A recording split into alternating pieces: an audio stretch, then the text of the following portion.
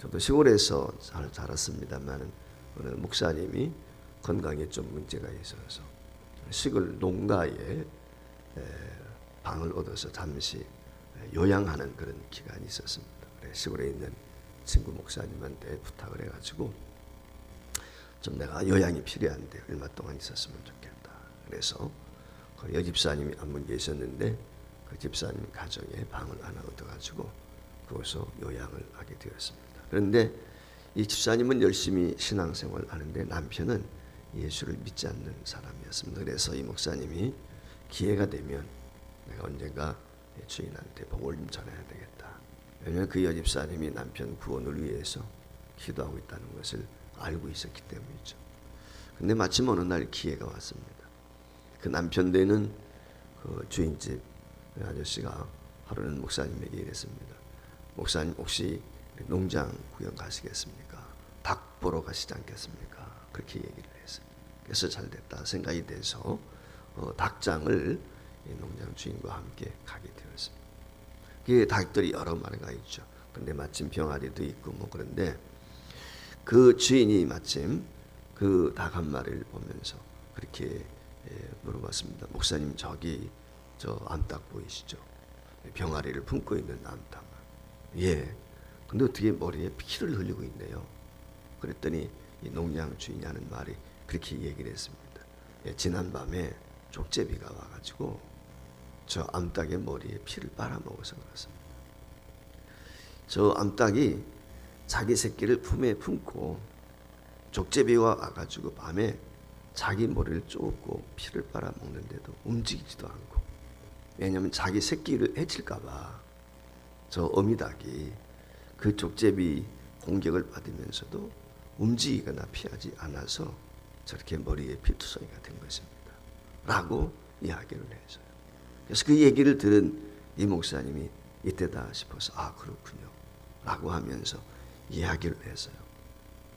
우리 그리스도께서도 예수님께서도 선생님과 저를 위해서 똑같이 십자가에서 달려 죽으셨는데 그 십자가에 달려 죽으실 때 움직일 수도 있었고 피할 수도 있었습니다.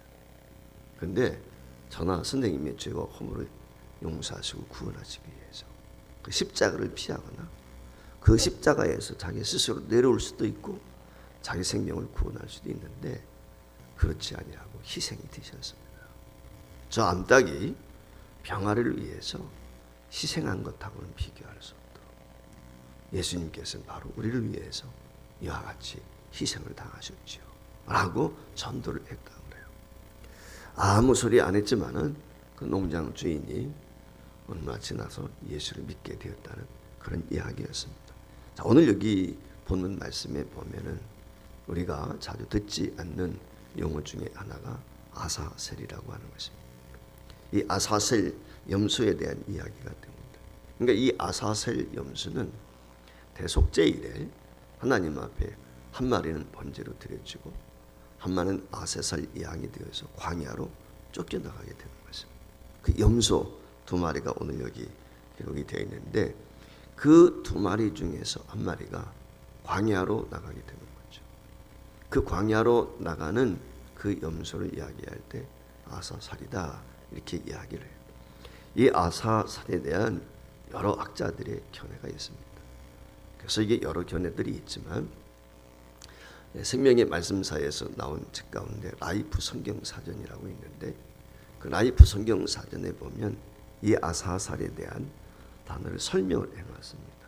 여기 아사살이라는 말은 두 단어가 합친 건데 아잘이란 말은 염소를 말합니다. 그러니까 염소라고 하는 아잘이라고 하는 말과 예지라고 하는 말, 이 예지가 셀로 이제 두 단어가 합쳐서 있는데 이 단어가 합쳐가지고 되어진 것인데 이 단어를 보면은 죄의 짐을 지고 보냄받은 염소, 한마디로 말하면 그거예요.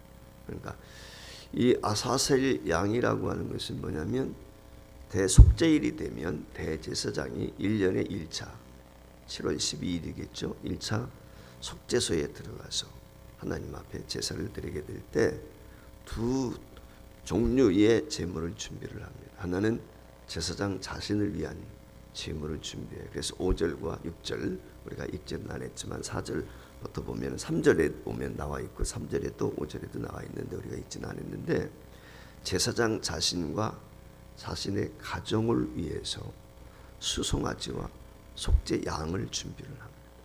그래서 이 제물과 그리고 속죄제로 하나님 앞에 드리는 거죠. 제사장이 자신도 거룩해야 되기 때문에 구별돼야 되는데 내가 무슨 죄를 지었는지 모르기 때문에 자신을 위한 속죄 그리고 자기 가족을 위한 속죄 제물을 드리는 게 되죠. 그래서 번제와 속죄제 이 두 가지를 드리기 위해서 이 송아지와 순염소와 순양이 필요한 것이죠.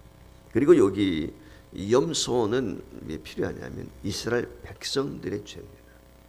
제사장 자신의 죄가 아니고 이스라엘 백성들의 죄를 위해서 두 마리의 염소가 필요한 것이죠. 그러니까 이스라엘 백성들이 지난 1년 동안 살면서 어떤 죄를 지었는지 모른단 말이죠. 그 모든 죄를 그 두 마리 염소에게 제사장이 안수하면서 모든 것을 전가시키게 되는 거죠.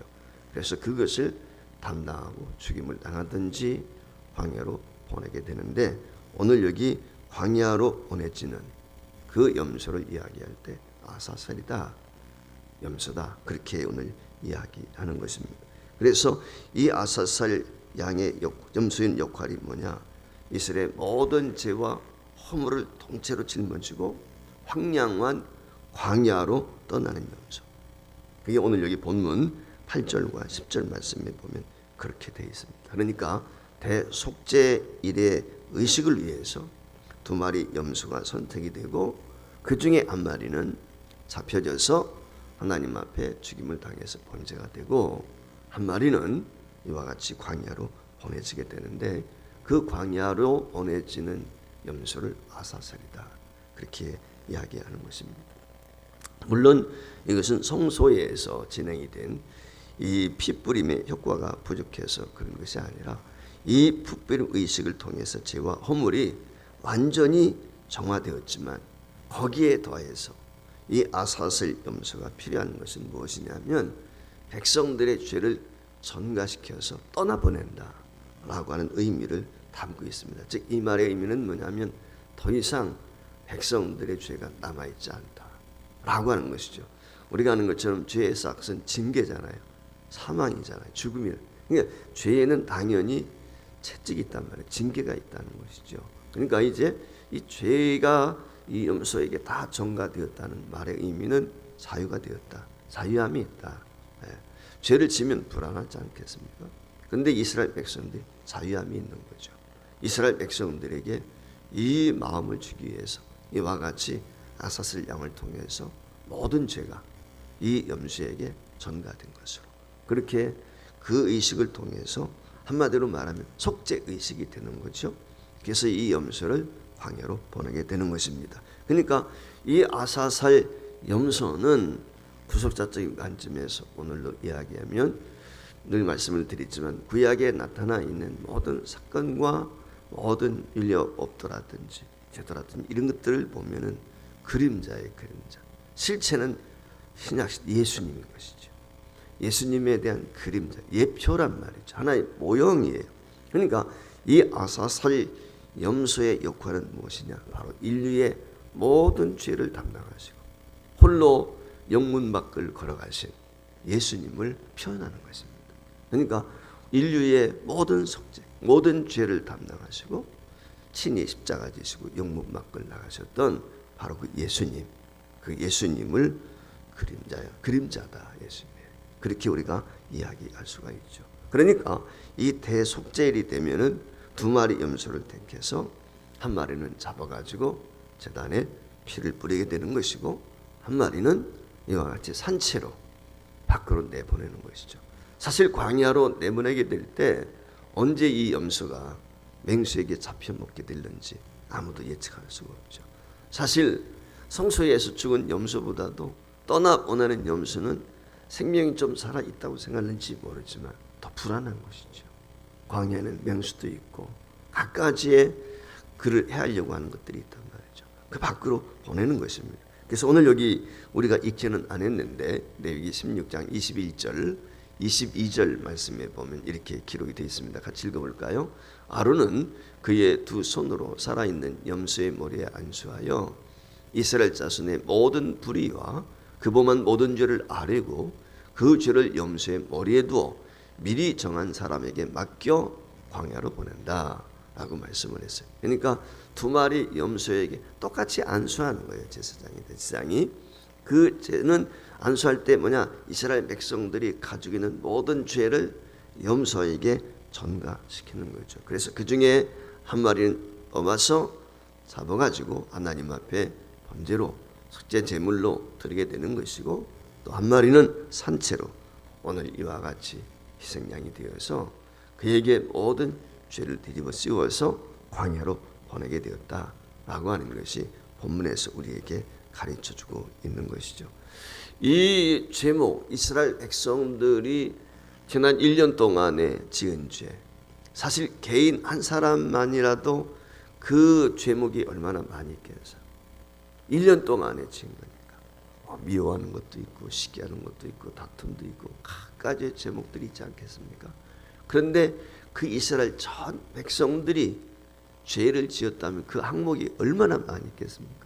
다양한 제목들이 있지 않겠어요. 그래서 이 모든 죄들을 속하기 위한 하나의 예식이 바로 이 두 마리의 염소를 택해서, 한 마리는 하나님 앞에 제단에서 잡혀가지고 번제로 드리게 되는 것이고, 한 마리는 산채로 모든 이스라엘 백성들의 죄를 뒤집어쓰고 광야로 내쫓김을 당하게 되는 그와 같은 이 염소, 이것을 아사셀 염소다라고 이야기하는 것이죠. 우리 주님이 아사셀이 되셨습니다. 그래서 십자가를 지시고 골고다를 걸으시고 비아돌로사의 길을 걸어가셨습니다. 혹시 이스라엘을 다녀오신 분들은 이해가 되시겠지만은 그 예루살렘에 있는 비아돌로사의 길을 보면은 여수에 얼른 짤막한 거리죠.